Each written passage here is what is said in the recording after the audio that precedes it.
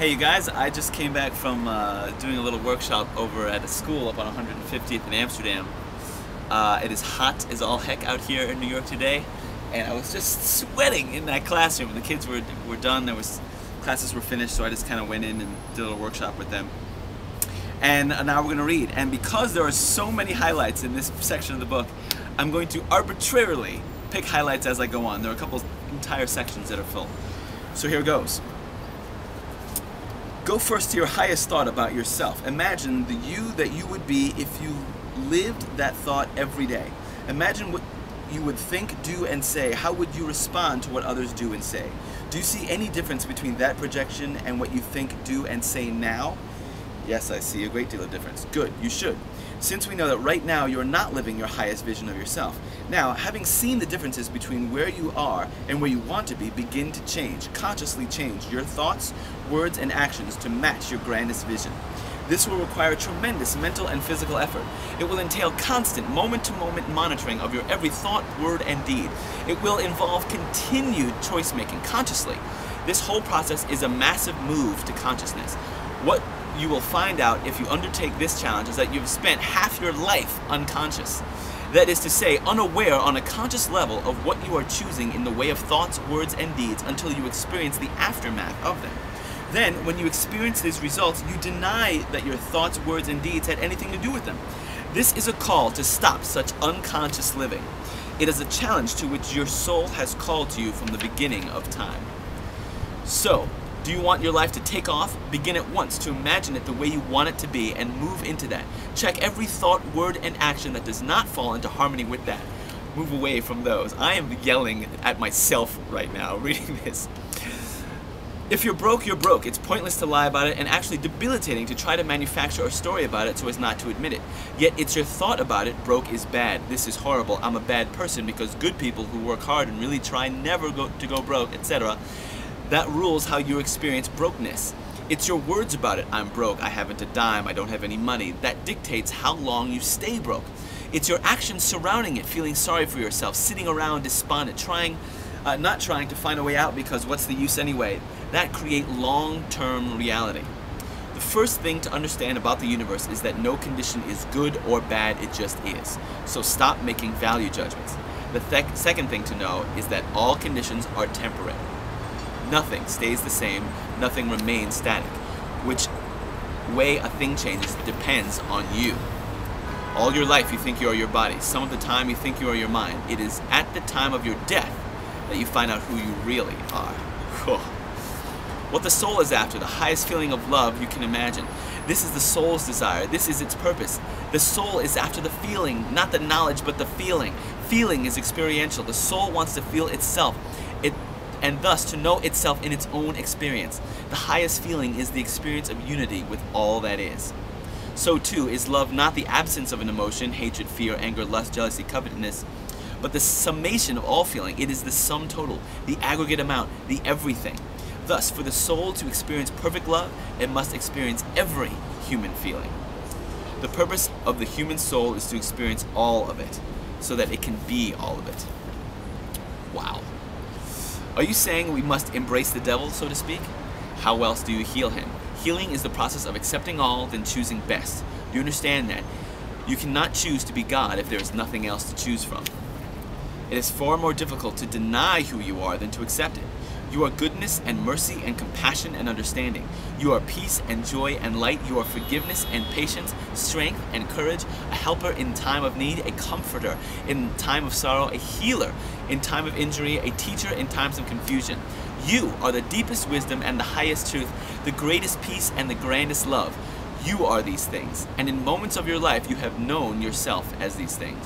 Choose now to know yourself as these things always. Woo! Wow.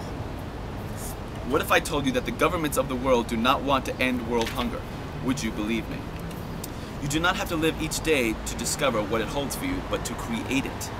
You create at 3 levels. The tools of creation are thought, word, and deed. Did you hear that? You get your life to take off by first becoming very clear in your thinking about it. Think about what you want to be, do, and have. Think about it often until you are very clear about this. Then, when you are very clear, think about nothing else. Imagine no other possibilities. I am is the strongest creative statement in the universe. Whatever you think, whatever you say after the words I am, set into motion those experiences, calls them forth, and brings them to you. If you think the world is a bad place filled with negative events, think again. If you think your life is falling apart and looks as if you'll never get it back again, think again. The first step is to learn to monitor your thoughts, to think about what you are thinking about. Wow. Wow. Passion is the love of turning being into action. It fuels the engine of creation. It changes concepts to experience. Passion is the fire that drives us to express who we really are. Never deny passion, for that is to deny who you are and who you truly want to be. Oh, that was good. Renunciation is a decision to deny a need for a particular result. So do not be attached to results. What's happening is merely what's happening. How you feel about it is another matter.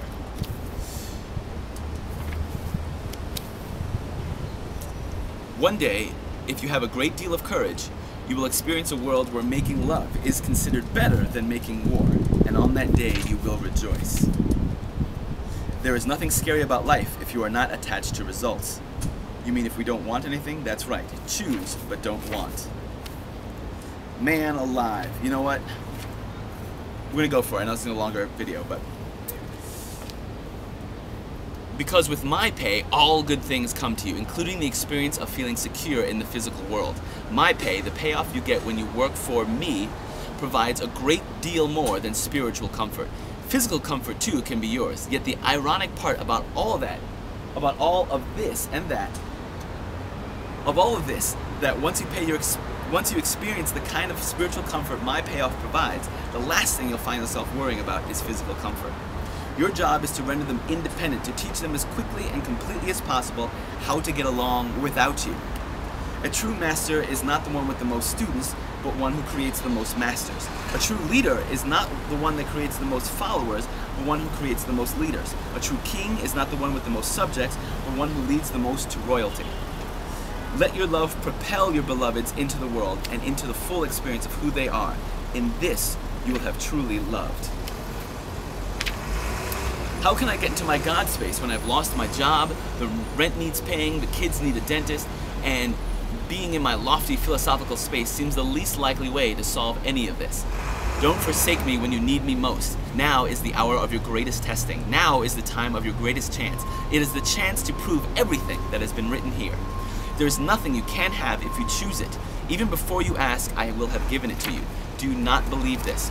You always get what you create, and you are always creating. This is the last part. Your life is always a result of your thoughts about it, including your obviously creative thought that you seldom get what you choose. Now, in this present instance, you see yourself as the victim of a situation in the losing of your job. Yet the truth is that you no longer chose that job. You stopped getting up in the morning in anticipation and began getting up with dread. You stopped feeling happy about your work and began feeling resentment. You even began fantasizing doing something else. You think these things mean nothing? You misunderstand your power. I tell you this, your life proceeds out of your intentions for it. Whew. I don't know about you, but I'm hyped up after reading that. So I hope you are too. We are going to finish this book in this week.